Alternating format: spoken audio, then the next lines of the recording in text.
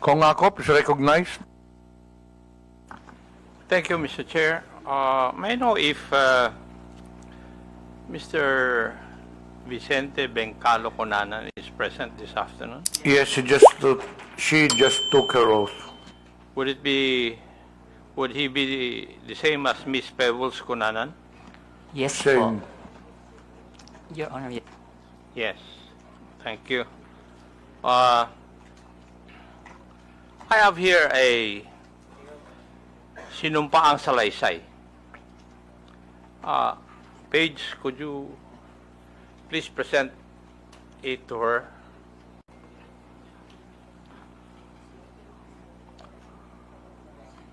Would that be your affidavit? Subscribed and sworn to? Pakitignan yung dokumento na binigay po sa inyo. Yung po ba ay affidavit po ninyo? At pirma nyo po ba yun na andyan? Mr. Chair, yes po. Thank you. Page, pwede bang?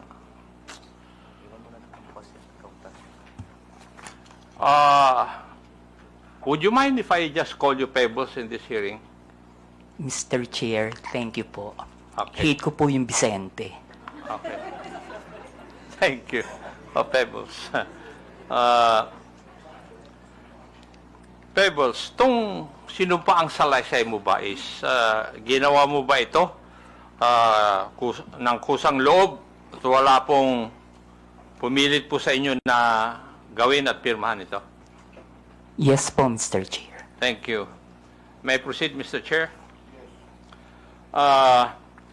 Ikaw po ay isang vlogger, Pebbles. Tama po ba? Yes po, Mr. Chair. At ito po ba ay full-time mong ginagawa o part-time lang? Part-time? Minsan po kasi hindi po ako nag-vlog for a month. So it's not your main source of income? Yes po, kasi hindi po ako monetize. Okay. Hindi monetize. Pero meron po kayong ibang trabaho? Online seller po, Mr. Chair. Okay, online seller. Pag kayo po ay nag-i-engage sa pagbablog, ano po ang pangalan na ginagamit po ninyo? Pebbles po, Mr. Pebbles. Chair. Kasi nga po, hate ko po yung Vicente. Opo. Halata naman dahil ayaw mong gamitin Ano pong social media platforms ang ginagamit po ninyo? Facebook po. Facebook lang? Meron din po akong ex, pero hindi po ako ganong nagpo-post doon. At ilang taon na po kayong nag-vlog? Since 2014 po, Mr. Chair. 2014, that's about 11 years. Opo. Okay. Thank you. Now, dito po sa affidavit po ninyo, meron po kayong binanggit tungkol sa isang Maisog rally sa Hong Kong noong July 2024. No, Mr. Chair. Yung pong Maisog event sa Hong Kong, that was July 7. July 7. July. Ay, wala naman nakalagay dito yung date. Ako lang ang naglagay para malaman ko kung magsasabi ka ng totoo o hindi. Pwede po bang ipaliwanag po ninyo sa committee ito kung ano po itong Maisog Rally? Yan po yung normal, Mr. Chair, na ginagawa ng TOPS Coalition, yung Maisog event na sa iba't ibang lugar, katulad ng sa New York, sa Vancouver, maski dito po sa Pilipinas, sa Liwasan. Yan po yung Maisog Rally na sinasabi. At ginagawa ito sa iba't ibang lugar ng Pilipinas at saka ibang bansa. Opo. Thank you. Ikaw ba ay kusang loob na pumunta doon sa mga Maisog Rally na yan? O sa mga lugar na ito? Kapag ini-invite po ako, Mr. Chair, nagpupunta po ako. Pero pag hindi po ako invited, hindi po ako pumupunta. Pag ini-invite ka, Opo. may sumasagot po ba sa iyong pamasahe? Meron po. Meron. Pati yung accommodations po ninyo? Yung pamasahe lang po, pero yung accommodations, kapag isang beses pa lang po kasi ako nakapunta ng abroad na maisog rally Saan po yun? sa Hong Kong. Sa Hong Kong.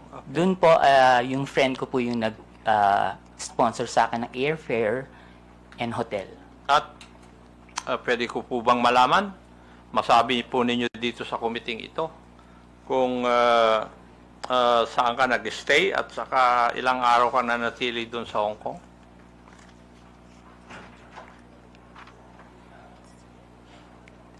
July 7 po, ginawa yung event. July 6, 7, and 8 po. July 6, 7, and 8 po ako nag-stay. Pero yung pangalan po ng hotel, nakalimutan ko na po. Okay, thank you. Bakit po kayo naimbita sa private dinner na sinasabi mo na naganap no July 7, 2024? Hindi po, Mr. Chair. After po ng event, meron pong dinner Naimbita po ng kayo? lahat ng naging speaker dun sa event. So, naging speaker kayo doon? Yes po. Okay. Pwede po bang sabihin nyo sa committee ito?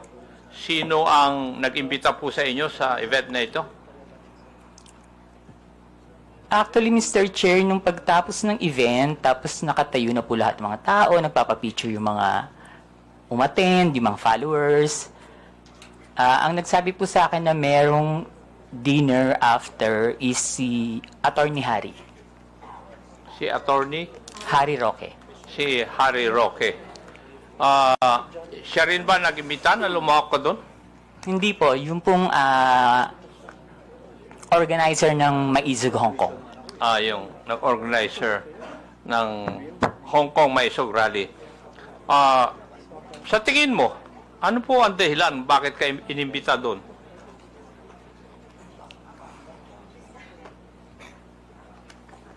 Kapareho rin po nung mga ginagawang rally dito sa Pilipinas na sabihin lahat ng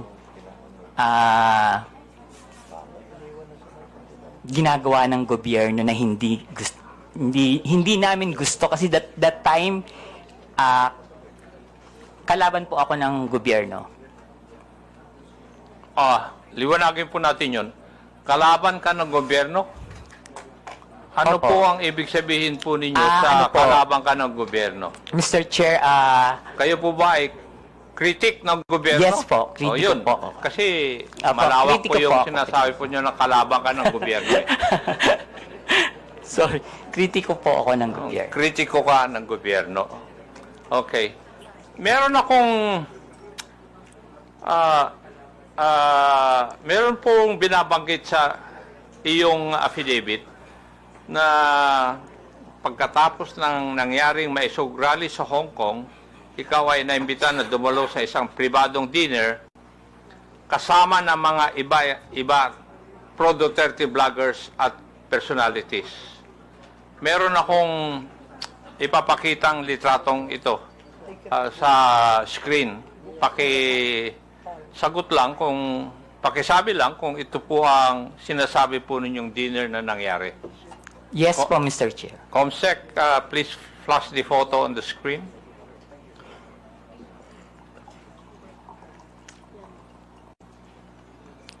Yes po, Mr. Chair. Yan po yung dinner. Yan. Yes po, Mr. Chair. Try ko po lahat. Yung kakilala ko lang po, ha. Opo. Yung pong nakaupo from left side is si Tio Moreno. Yung nakatayo po na Tio Moreno, yung nakaupo dito sa kaliwa? Dito po. Naka-black? Hindi po yung naka-brown. Naka-t-shirt? Yes po. Ipag doon po kasi ako tumingin. Kasi nasa left sa photo, yes. Okay. And yung nakatayo po na white is si Miss Sas Rogando Sasot. Okay. Ako po yung kasunod. Sumunod po si Miss Joey. Next si Sec Trixie, si Attorney Vic. And then yung nakaupo pong green is si Prof. Ana. Uy. Okay. Yung naka-red, hindi ko po kilala. Yung katabi po ng naka-red, si Attorney Harry Roque.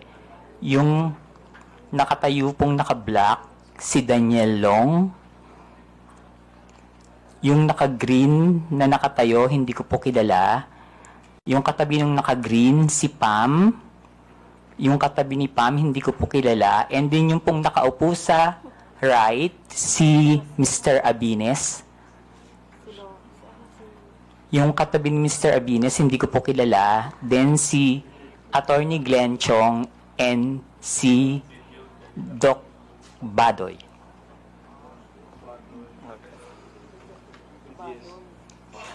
Alam mo ba, Pebbles, kung sino ang nagbayad sa dinner na yan?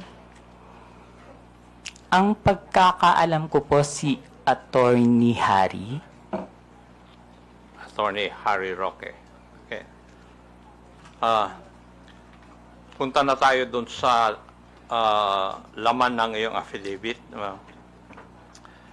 Sinabi mo sa iyong affidavit, Pebbles, na pinag-uusapan sa dinner na yon na may larawan o picture si Attorney Harry Roque na di umano nagpapakita na gumagamit ng cocaine si PBBM. Sigurado ka ba dyan? Sinabi mo sa affidavit mo na ito? Late po kasi akong dumating, Mr. Chair. So, mga 1 hour na silang nandun sa restaurant, nag-uusap. Bago po kami dumating ni Attorney Vic and ni Pam. So, mini-message na po nila ako na nasa na daw po ako, marami ng chikahan. So, pagdating ko po, yun po yung topic about the Pulburon video. Okay. Sinabi mo rin sa iyong affidavit, Pebbles, na walang pinakitang picture si Attorney Harry Roque doon sa pinag-uusapan po ninyo. Pero base po sa iyong obserbasyon, mukha bang yung ibang mga kasamaan mo ay alam na ito o first time din nilang narinig ang tungkol sa larawan na yan? In fairness naman po dun sa mga kasama ko, hindi po nila alam. Wala po kaming alam lahat. Okay, thank you. Dito rin sa affidavit po ninyo, pinag-usapan din ninyo sa oras po na yon sa dinner kung paano i-release yung sinasabing picture na hawak ni Attorney Roque. Tama po ba? Yes po, Mr. Chair. At napagkaisahan na mas maigi na yung photo na yon ay pa-release sa isang foreign influencer para mas kapani-paniwala. Mr. Chair, hindi naman po na pagkaisahan, pero nagbibigay po sila ng mga opinion na dapat siguro sa international blogger dapat ang maglabas, or yung Australian reporter na nag-interview kay PBBM, pero hindi po siya napagkaisahan. Kumbaga nagbibigay lang po sila ng mga opinion. Okay, thank you. Pebbles, kung totoo man ang picture, bakit kailangan pa maghanap ng foreign influencer to release the picture? Bakit kailangan bigyan ng some semblance of credibility ang pag-release dito? Siguro po, Mr. Chair, para mapanood agad international. Bakit kailangan ng semblance of credibility? Dahil hindi tunay yung litrato o yung photo? Bakit kailangan ng grupo po ninyo na magkaroon ng semblance of credibility yung litrato o yung photo na yon?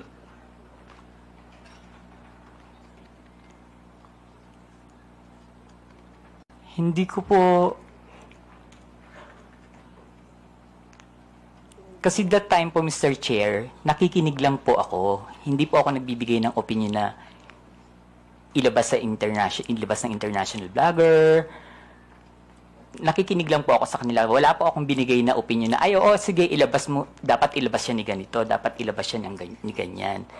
Hindi po ba, Pebbles, having in this business for 11 years, kung kailangan bigyan ng credibility sa isang bagay,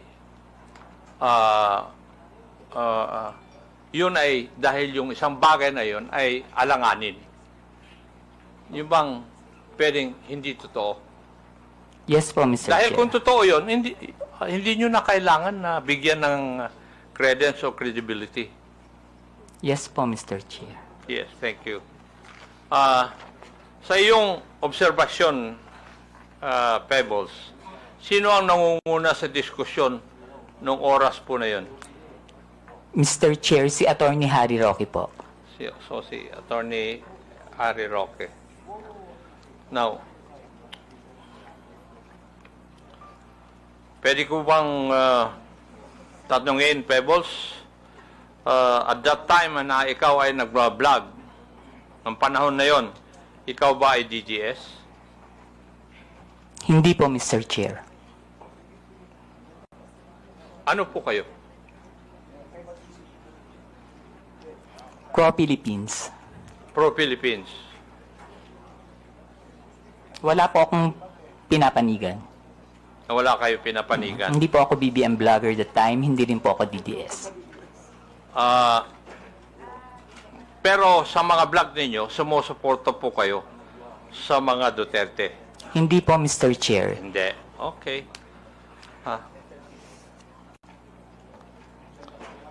Dito rin sa iyong affidavit, Pebbles, may binanggit din ni Attorney Roque na sinabi niya na kaya niyang magpabagsak ng gobyerno. Tama rin po ba ang pagkabasa ko dito sa affidavit po ninyo? Yes po, Mr. Chair. Ang exactly sinabi niya dyan is nagkamali sila, magaling akong magbagsak ng gobyerno. Aha. Oh. Sa tingin mo, kaya po ba niya talaga? Mr. Chair, hindi po, kasi nagtatago po siya ngayon eh. Tama. Meron. Yung,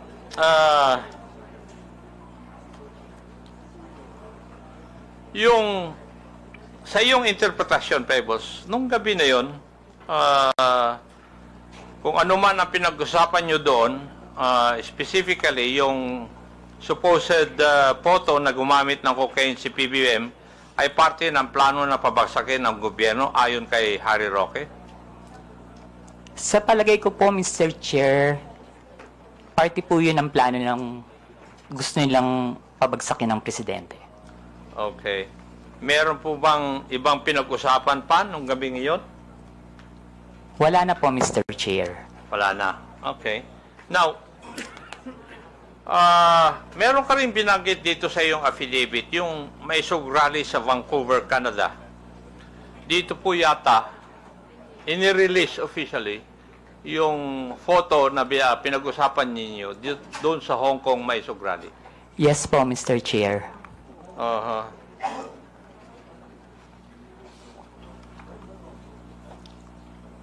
Comsec, paki-plus po ang video clip na nagpapakita ng pag-release ng Pulveron video sa rally sa Vancouver.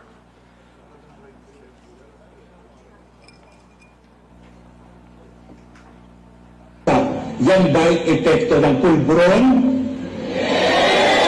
Kailangan sumagot siya ng tama, lalong-lalo na mukhang mailalabas na ang pulburon video. Thank you. Pebbles, nandun ka ba sa rally sa Vancouver? Wala po, Mr. Chair. Paano mo, kung wala ka po doon, paano mo nalaman ito? Naka-live po yan, Mr. Chair. Aha. Nag-live po sila dyan. May nag-abiso sa'yo na magla-live sila? Wala po, Mr. Chair. Pero kasi, pag binuksan niyo po yung social media, yung Facebook, yan po yung trending. Yun ang trending.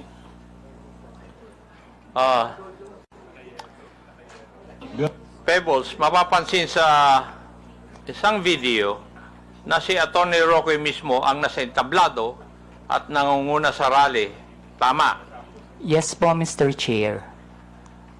Siya rin ang nagbibigay ng pahayag sa harap ng mga tao, kaya masasabi ba natin na aktibo siyang bahagi ng event na ito? Yes po, Mr. Chair. So, malinaw na si Attorney Roque ang isa sa mga pangunahing personalidad sa rally kung saan inilabas ang pulburon video.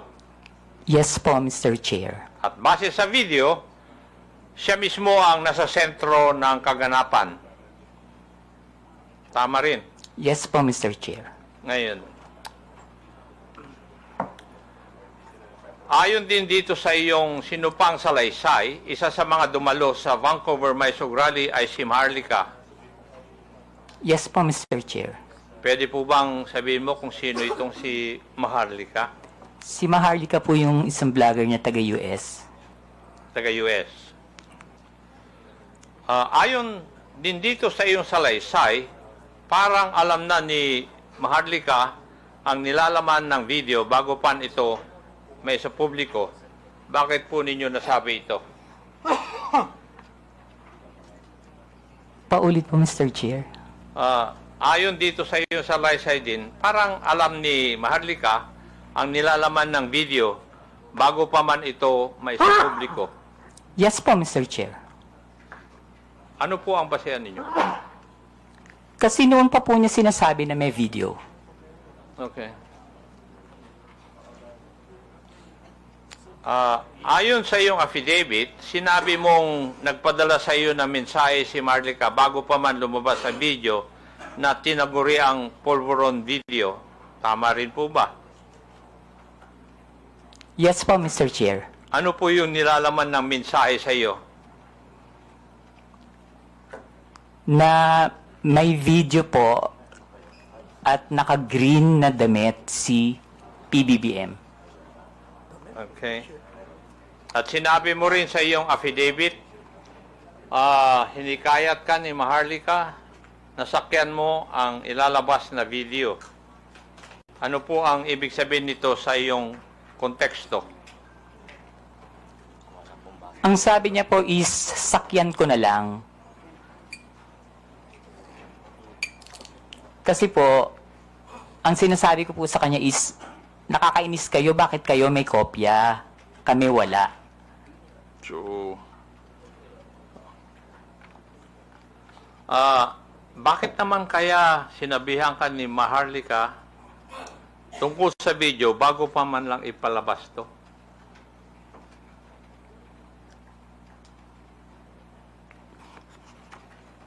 Hindi ko po alam, Mr. Chair. Kasi po, sa totoo lang po, Mr. Chair, si Maharlika, kaibigan ko po yan, pero kahit kaibigan ko siya at meron siya mga issues, hindi po siya nagsasabi sa akin kung sino yung mga puting ahas niya. At hindi rin naman po ako nagtatanong. Okay. Hindi na po ako magtatanong doon. May ipapakita akong video. Paki-plus po yung video na sinubmit ni Pebbles bilang Annex B ng kanyang affidavit. COMSEC. Ito po ba yung video na pinag-uusapan po natin na Pebbles? Yes po, Mr. Chair. At yan din ang video na pinadala sa iyo ni Maharlika noong July 22?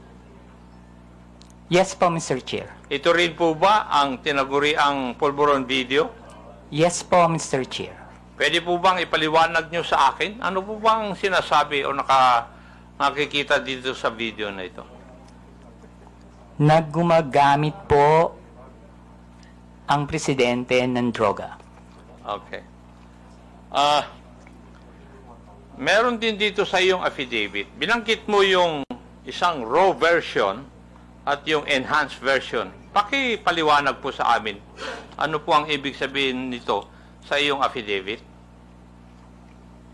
Yung raw version po kasi, kapag tiningnan nyo, hindi nyo siya masasabi na kahit na hindi po siya talaga, hindi nyo rin po talaga masasabi na si PBBM.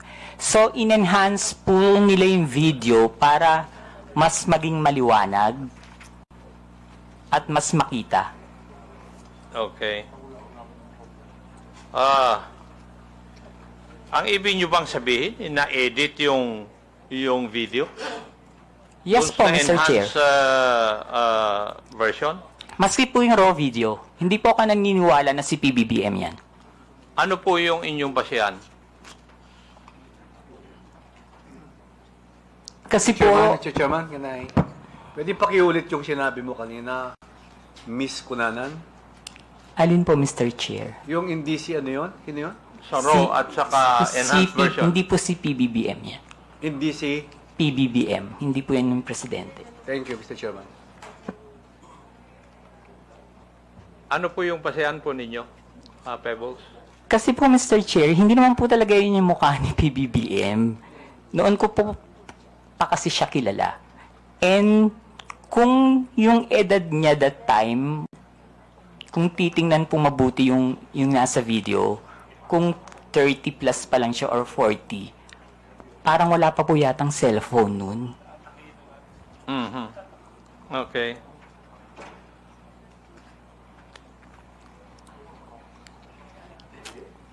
So, sa tingin mo, Pebbles, merong sinadyang alteration sa video upang manipulahin at ang itsura ng taong nasa eksena. Yes po, Mr. Chair. Ayun. Ibig sabihin, lumalabas na planado ang pagpapakalat ng video para makapanira kay PBBM. Tama po. Yes po, Mr. Chair. At ayon sa iyo, si Harry Roque ang may pakanan dito. Yes po, Mr. Chair. Pero hindi lamang si Attorney Roque ang high official na nasa meeting na yun. Tama po ba? Yung sa Hong Kong po, Mr. Chair. Yes. Politician po ba? Yes po, Mr. Chair. Yes. Okay.